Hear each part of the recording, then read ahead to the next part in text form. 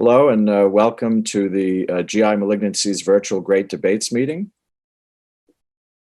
It's my pleasure today to update recent and we could argue practice-changing data from immunotherapy trials in esophagogastric cancer. So the two main pathways that are being studied to exploit immune checkpoint inhibition are the CTLA-4 pathway and more importantly, the PD-1 pathway. Both esophageal and gastric cancers are logical candidates to target with immunotherapy. We can see that both stomach and esophageal cancers have a relatively high mutational burden and would therefore be logical candidates to develop immune-based therapy. So before I get into recent trials of specific agents, I do want to highlight the recent FDA tumor-agnostic approval of pembrolizumab in pretty much all solid tumors with high TMB or tumor mutational burden. This was based on a presentation from ESMO in 2019, where they defined a high TMB status as greater than or equal to 10 mutations per kilobase. And in this 755 patient trial, which treated a whole spectrum of cancers, they evaluated the role of TMB and the outcome with treatment with pembrolizumab. Notably, however, there were no colorectal, esophagogastric, or pancreatic cancers in this series. About 16% had high TMB, and only 15 were MSI high. There was a higher response rate to pembrolizumab in the TMB high population versus only 6.5% for TMB low, and the duration of response was not reached in either subgroup. Despite the higher response rate, there was no difference in progression-free and overall survival in the two groups. Based on this, the FDA approved pembrolizumab in high TMB cancers, so this now should become part of standard molecular characterization of solid tumors. So I have a lot of ground to cover this morning in reviewing immunotherapy in esophagogastric cancer. I'm going to review, I've highlighted here the positive phase 3 trials, looking at single agent activity in refractory disease, activity in versus second line chemotherapy, and combinations of immunotherapy with first line chemotherapy or as maintenance therapy. And again, to highlight the positive trials, pembrolizumab in refractory disease, the Asian data for nivolumab versus best supportive care in refractory gastric cancer, the negative trial of pembrolizumab versus paclitaxel as second-line treatment in adenocarcinoma, but two positive trials for squamous cancer of the esophagus in which either pembrolizumab or nivolumab were superior to second-line chemotherapy. Now we add to the list positive trials for first-line use of immunotherapy, including the positive trial Checkmate 649, suggesting a benefit for adding nivolumab to first-line FOLFOX, and Keynote 590, which is the positive trial for adding pembrolizumab to chemotherapy in esophageal cancer. The negative trials in first line were combining pembrolizumab with chemotherapy and the use of avelumab maintenance. So what about refractory disease? Keynote 59 was a large expansion cohort trial looking at pembrolizumab in nearly 260 patients with refractory GE junction and gastric adenocarcinoma. And the bottom line in this 260 patient trial, the response rate was 12%. The benefit, however, was largely in PD-L1 positive patients who accounted for about 50 to 60% of patients, PD-L1 defined as 1% or higher, 16% versus 6.4%. Based on these data, pembrolizumab was approved in the United States to treat chemotherapy refractory GE junction and gastric adenocarcinoma, PD-L1 positive 1% or higher. There was substantial activity for the small number of patients, 7 patients with MSI high cancers, with a response rate of 57% and often very long duration of responses. So the approval also extended to chemotherapy refractory MSI high esophagogastric cancers as well. The other positive trial comes from Asia. This was nivolumab versus best supportive care in advanced or refractory gastric and GE junction cancers. Patients were randomized 2-to-1 to nivolumab versus placebo. And we can see a survival improvement, 27% at 12 months versus 11% at 1 year for placebo, with a hazard ratio of 0.63. Progression-free survival was also improved for nivolumab over best supportive care. And there was a response rate of 11%, which is remarkably similar to the response rate that was seen for pembrolizumab in the refractory disease setting. Based on these data, in Japan, nivolumab is approved to treat chemotherapy refractory GE junction and gastric cancer, irrespective of PD-L1 status. And indeed, survival benefits, we can see that in the PD-L1 negative patients, or the 1% or higher, there were survival benefits in both groups. So to summarize the data in refractory disease, for adenocarcinoma, KEYNOTE-59 led to approval for pembrolizumab in third-line treatment in CPS 1% or higher, with substantial and durable activity in MSI-high patients. And ATTRACTION-2 showed that nivolumab was better than best supportive care in chemorefractory gastric cancer, regardless of CPS score. So let's move on then to second-line treatment. KEYNOTE-61 was a negative trial. These were patients with GE junction and gastric cancer. The study focused on PD-L1 positive, 1% or higher, but PD-L1 negative patients were accrued. Pembrolizumab second line was compared to weekly paclitaxel, and the primary endpoint was overall survival. So overall, in the CPS 1% or higher, this was a negative trial. They were looking for superiority of pembrolizumab. And you can actually see an early detriment for pembrolizumab versus chemotherapy. Then the lines cross, and there is a tail on the curve. Overall, the hazard ratio was 0.82, indicating that pembrolizumab was not superior to paclitaxel.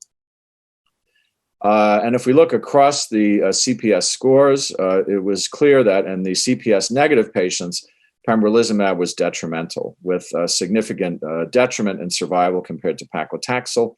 CPS 1%, again, an early detriment and a late benefit. And in CPS 10 or higher, we lost the early detriment and had a more robust separation of the curves. But again, overall, as the trial was designed, this was a negative trial, not indicating superiority for pembrolizumab over paclitaxel. Response rates were similar for pembrolizumab and paclitaxel, but pembrolizumab had much more durable responses with a median of 18 months. And again, the MSI-high tumors showed substantial benefit with a response rate of nearly 50%, and you can see that the median overall survival was not reached.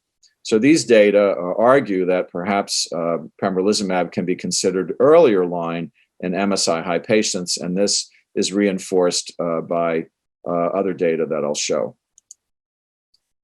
So this is the trial that led to pembrolizumab approval in squamous cancers, 10% or higher in CPS score. KEYNOTE-181 looked at second-line treatment of esophageal adenocarcinoma and squamous cancers, but most patients had squamous cancers. Pembrolizumab was compared to investigator choice of second-line chemotherapy, either paclitaxel, docetaxel, or irinotecan.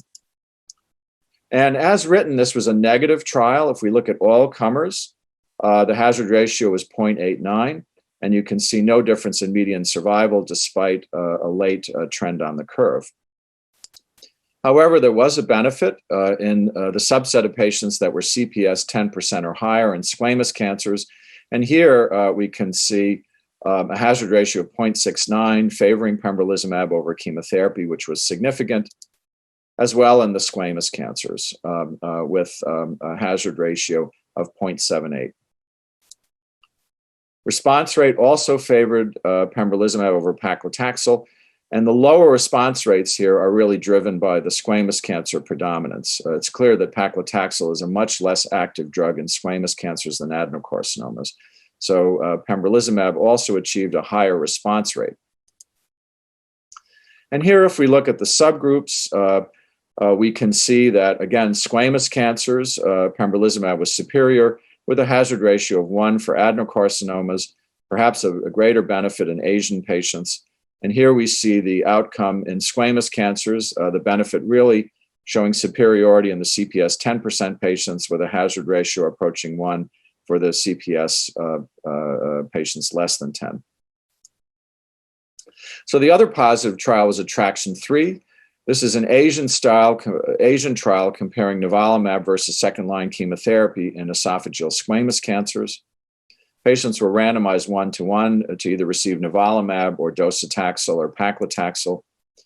And there was an equal mix of PD-L1 positive and PD-L1 negative patients.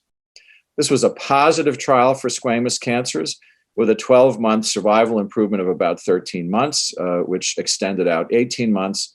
And the hazard ratio was 0.77, indicating superiority for nivolumab over chemotherapy. And here we can see that the greatest benefit was in the PD-L1 positive 1%, but also a trend in the PD-L1 negative. Based on this result, in the United States as well, nivolumab is now approved irrespective of PDL or CPS score in second-line treatment of squamous cancers of the esophagus.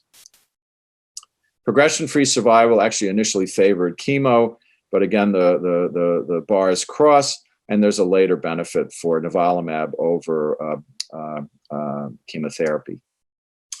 Response rates were actually similar, but you can see that the duration of the response was much higher for nivolumab versus chemotherapy. So to summarize the second-line data, Keynote 61 was a negative trial in adenocarcinoma of the GE junction and stomach. One of the criticisms of this trial was paclitaxel arguably was a suboptimal control arm. You could argue here that the control arm should have been paclitaxel plus ramucirumab, which likely would have made this even a more negative trial. And we could argue that in the CPS negative and CPS 1% that pembrolizumab was arguably inferior. CPS 10%, we didn't see the early detriment. The take home from this study, I think, is that in MSI high patients, pembrolizumab was superior to chemotherapy in both response and survival. And then in squamous cancers, we have two positive trials for pembrolizumab and CPS 10% squamous cancers. We have approval to treat patients second line. And for nivolumab, we also have approval in second line treatment for squamous cancers of the esophagus, irrespective of PD-L1 status. So now let's move to first-line trials.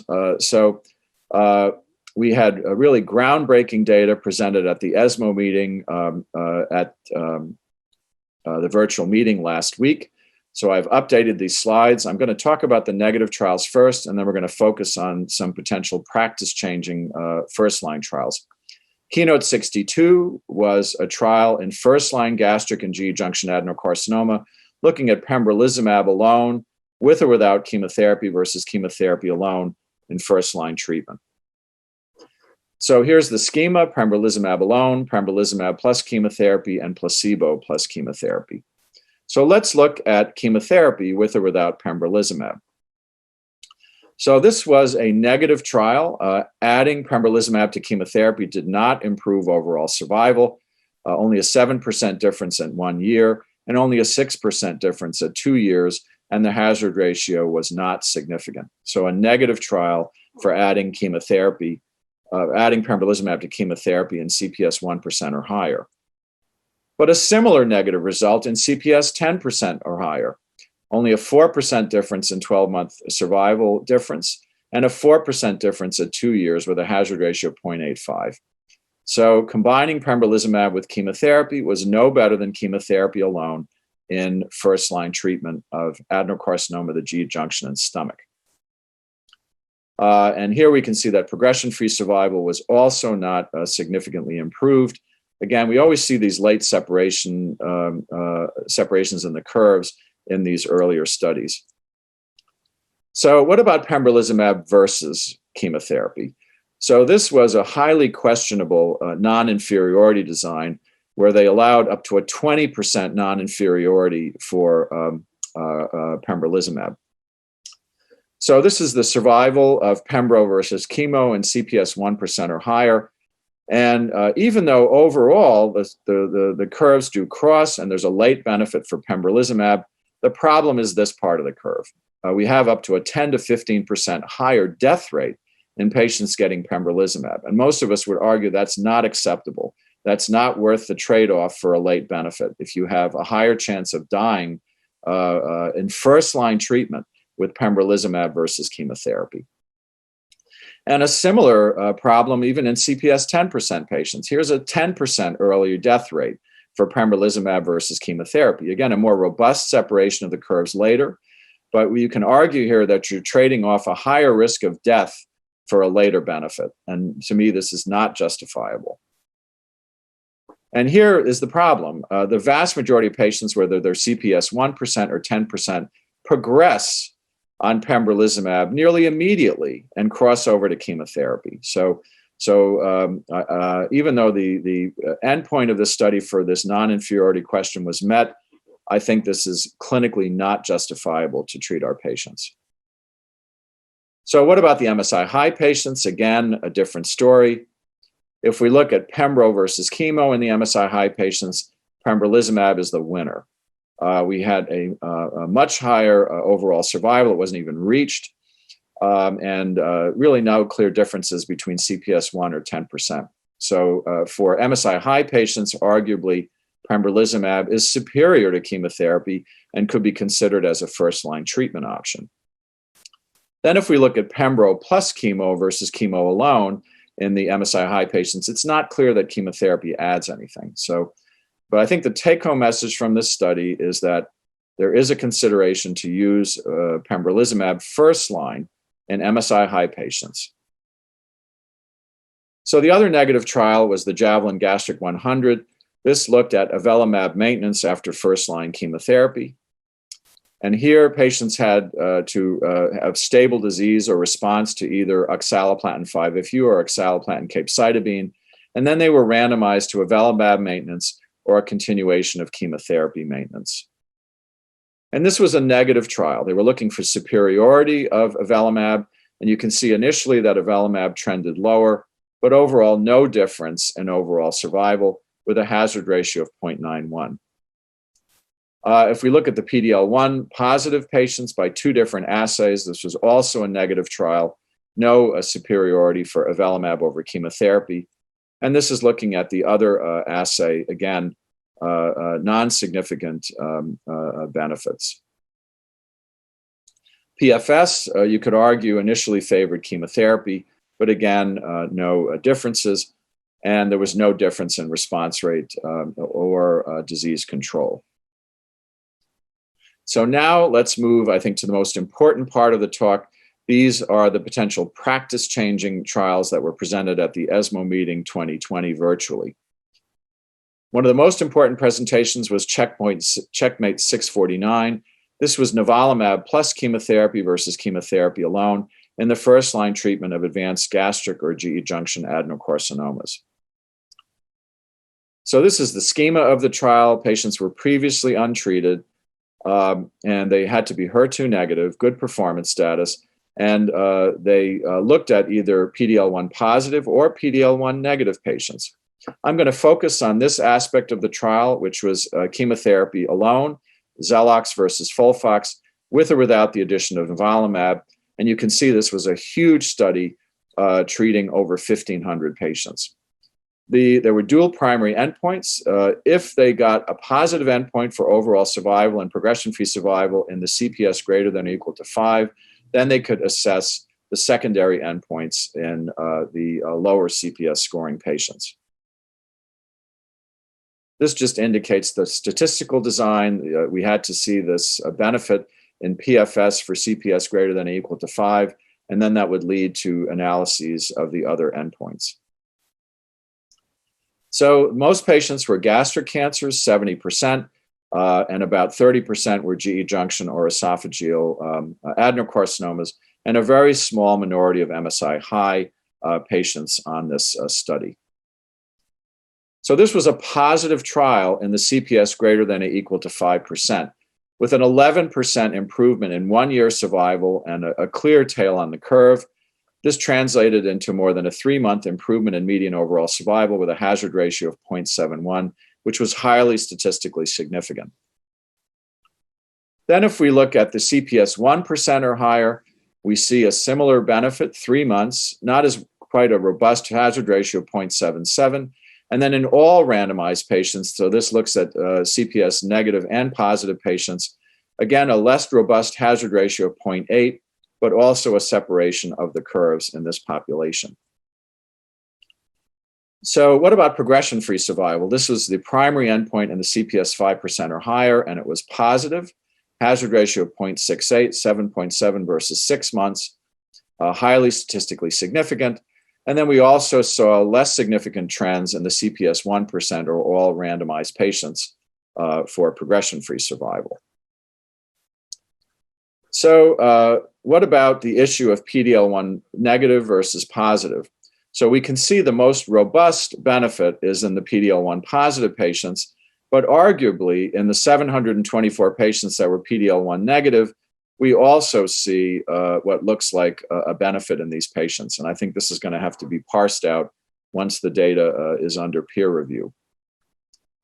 Response rate also favored the combination of nivolumab versus chemotherapy, 60% versus 45%, and a much more durable response for the addition of nivolumab to chemotherapy versus chemotherapy alone. So the other positive trial for nivolumab comes from Asia. This was Attraction 4, looking in gastric cancer at first-line nivolumab.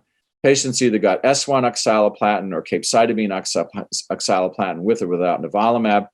The primary endpoint was improved progression-free survival. And you can see that here in this graphic with a clear separation of the curves.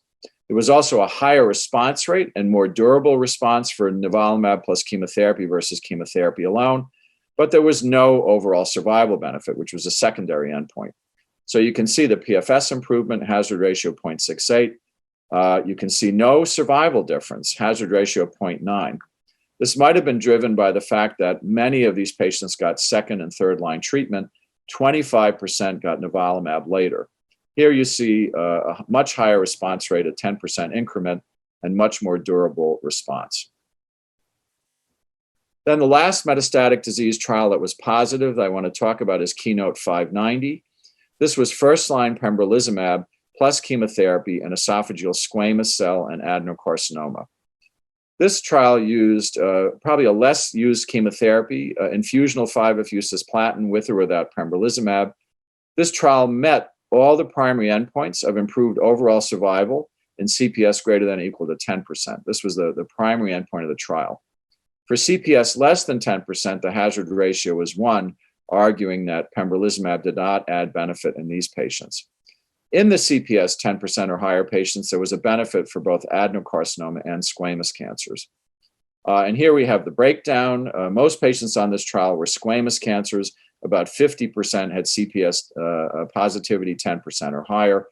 And you can see that in the CPS 10% patients, there was nearly a 5-month improvement in median survival with a significant hazard ratio, and in squamous cancers, and in all the CPS 10% or higher with similar hazard ratios.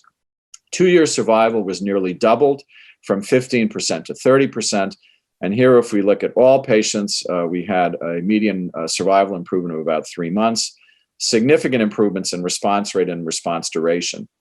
So again, I suspect that this trial will likely lead to consideration for approval of pembrolizumab first line in patients with CPS 10% or higher cancers, certainly in the squamous cancers and potentially in adenocarcinoma. So 3 potential practice-changing trials supporting the use of first-line checkpoint inhibitor therapy plus chemotherapy. In the context of this, I want to mention the ongoing Keynote 11 trial. What do we do about HER2-negative patients? These were excluded from these earlier trials. So there is an ongoing trial, Keynote 811, which is looking at pembrolizumab and trastuzumab plus chemotherapy first line. This is based on the strong phase 2 signal that was published by my colleague Yelena Janjigian from Sloan Kettering, 37 patients with gastroesophageal adenocarcinoma that were HER2 positive. You can see a rather dramatic waterfall plot with response, quite durable responses. Progression-free survival, median was 13 months, median overall survival of 27 months, and a response rate of 83%. So that in the HER2 positive patients, Keynote 811 is ongoing. So what do we summarize from the studies for first-line use of immune checkpoint inhibitor therapy? Adding pembrolizumab to first-line chemotherapy in GE junction and gastric adenocarcinomas did not add benefit. So for GE junction gastric adenocarcinoma, pembro did not add benefit to chemotherapy. Pembrolizumab alone led to a higher early death rate and a late benefit, arguing against non-inferior status. However, in MSI-high patients, we saw superior outcomes, including response rate and overall survival, arguing for first-line use of pembrolizumab in MSI-high patients, and a questionable benefit for the addition of chemotherapy, perhaps in patients that have highly symptomatic disease or high disease burden, where we may want to combine chemotherapy with checkpoint inhibitor therapy. So nivolumab is a positive trial combined with FOLFOX in first-line gastric and GE junction cancers, certainly in the CPS 5% or higher patients, and I think it will represent a new care standard. There was a potential diminished benefit in the CPS 1% or negative, but we'll have to see once the data is reviewed by peer reviewers. The other positive trial now for esophageal cancer, pembrolizumab is positive plus 5-FU cisplatin in the first-line treatment of esophageal adenocarcinoma and squamous cancers in CPS 10% or higher, and I will argue this will likely also become a new care standard. For CPS less than 10%, there was no clear benefit. And in Asia, we have supportive data for nivolumab plus first-line chemotherapy in gastric and GE junction cancers with improved progression-free survival response rate, but no improvement in overall survival. And this may have been undercut by the high rate of late-line treatment and crossover to nivolumab. So I want to close my talk by yet another positive and potential practice-changing study. Adjuvant nivolumab in resected esophageal and GE junction cancers following neoadjuvant chemoradiation. The first results of Checkmate 577. So this was a randomized global phase 3 trial that enlisted nearly 800 patients. Patients had to have GE junction or esophageal squamous cell or adenocarcinoma. They had to receive neoadjuvant chemoradiation followed by surgery, and they had to have a curative resection, but they have to have residual disease found at surgery. So they excluded the pathologic complete response patients. This was a placebo-controlled trial in which patients were randomized 2-to-1 to adjuvant nivolumab given as preventive treatment versus placebo. This was a stunningly positive trial. So we can see that the median disease-free survival for placebo was 11 months. It was doubled to 22.4 months with a hazard ratio of 0.69, which was highly statistically significant. This is the first trial to demonstrate a benefit for adjuvant therapy in a poor prognosis population. So we doubled disease-free survival, 22 versus 11 months. Who benefited? This is the forest plot. We see a more robust benefit for squamous cancers with a hazard ratio of 0.61, but we also see a benefit for adenocarcinoma 0.75. And another key take home is that the vast majority of patients on this trial were actually PD-L1 negative, 70%, and we saw benefits in PD-L1 negative and PD-L1 positive patients. I suspect that this trial will lead to a change in practice, and we will consider adjuvant nivolumab as a standard of care. So I just want to mention some other ongoing neoadjuvant trials. We talked about the positive trial for Checkmate 577, adjuvant nivolumab versus placebo in esophageal and GE junction adenocarcinoma. I think this will become the standard of care. Other ongoing trials are Keynote 585, which is looking at perioperative pembrolizumab added to chemotherapy. The ONO trial in Asia is looking at adjuvant nivolumab with adjuvant chemotherapy for gastric cancer. And there are a number of pilot studies, and I want to highlight the US ECOG trial, which is looking at the cross regimen with or without nivolumab during radiation followed by surgery, and then comparing adjuvant nivolumab, which is likely going to be the new standard, with or without ipilimumab. So to summarize then, first line, if we look at ongoing trials, we've got Keynote 811. Other ongoing trials that I want to highlight here from phase 2 data, Promising signals for regorafenib plus nivolumab, a 40% response rate. Promising data for lenvatinib plus pembrolizumab first or second line with a 69% response rate. And positive results for margetuximab, which targets HER2 in a phase 2 and 3 trial, now being evaluated further. This is a hybrid antibody of trastuzumab and an immune recruitment antibody, which has significant activity when combined with checkpoint inhibitors. This is being looked at as a chemotherapy-free treatment as initial therapy in HER2-positive patients. Thank you very much.